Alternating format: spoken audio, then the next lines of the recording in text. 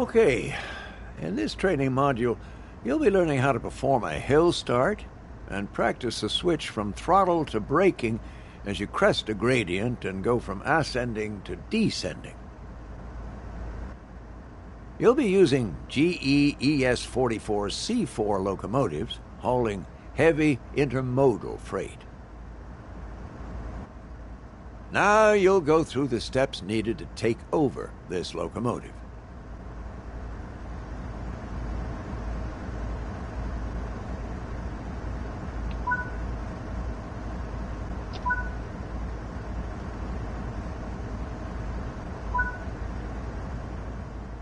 When getting moving, it's worth remembering the following sequence that was covered in the locomotive training modules. Independent on, auto off. Throttle on, independent off. Let's go through that slowly and understand why.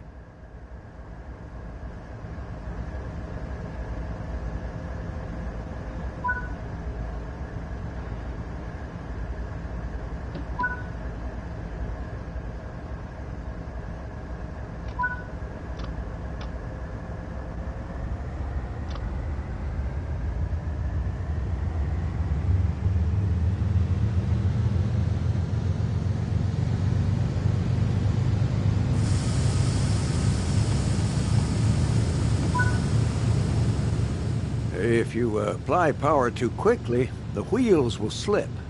If this happens, reduce the amount of power to regain control and then gently reapply.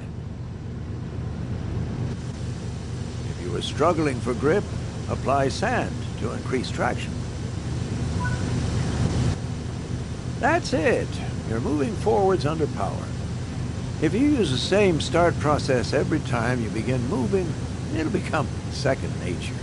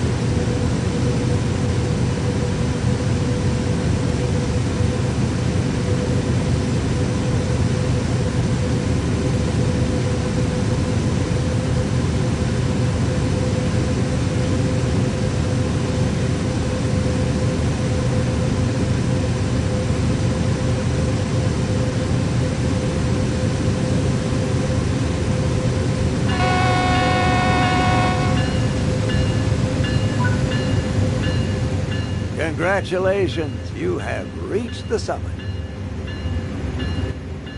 As you start your descent, you'll need to switch to dynamic brakes to control your speed. The most effective speed for dynamic brakes is around 30 miles per hour. So if you're exceeding that speed, you should be slowing down. Above 30 miles per hour, the dynamic brakes become a lot less effective, and you will be more reliant on the automatic brake. The automatic brake on its own will not provide enough fine control over the speed of the train. It's a blunt instrument, because you can't partially release the brakes, and they take a few minutes to apply to the setting you've asked for. If you try to rely on just the automatic brake, you will often find yourself coming to a halt or going over speed while you wait anxiously for the brakes to apply. Watch the train speed as it crests the top of the gradient. You'll go from needing power to maintain speed to finding that power starting to accelerate the train. When you see that, start backing off power and aim to keep your speed below 30 miles per hour.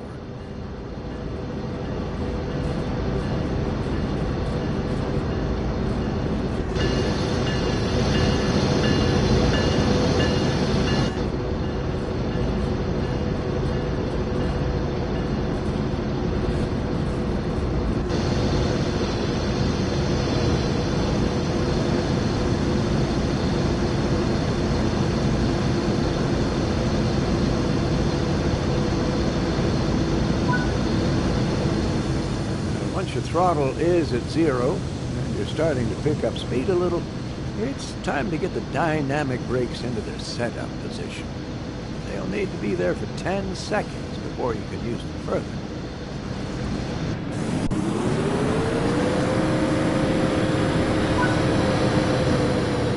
Start adding dynamic brake as needed to keep the speed in check.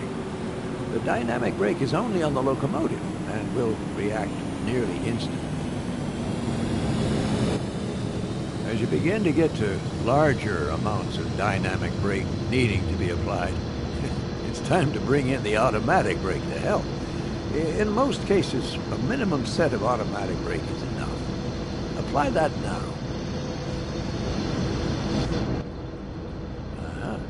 Watch out that on some locomotives, as you apply the automatic brake, this will cut the dynamic brake out entirely. This is because of the brakes applying on your locomotive. If you notice this happening, pull the independent brake towards you into the bail-off position, and it will release those brakes only, leaving the automatic brake on the rest of the train. And you will see the dynamic brake come back into action immediately. As the automatic brake begins to take effect down the length of the train, you'll notice the train begin to slow down due to the extra braking effort.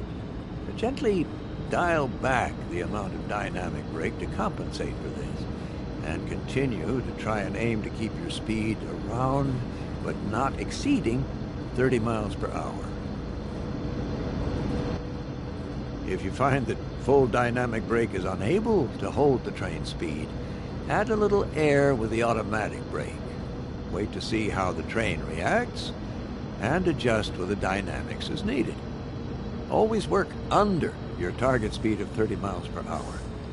If you find yourself chasing faster speeds, you'll need to take more substantial corrective action with the automatic brake. Okay. Come to a stop up ahead using the automatic brake.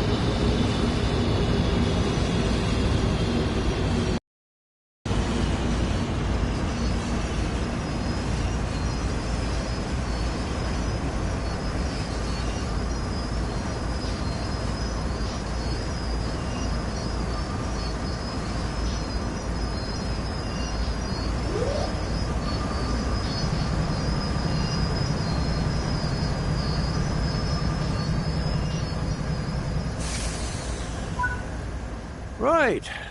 Well, that concludes this training module.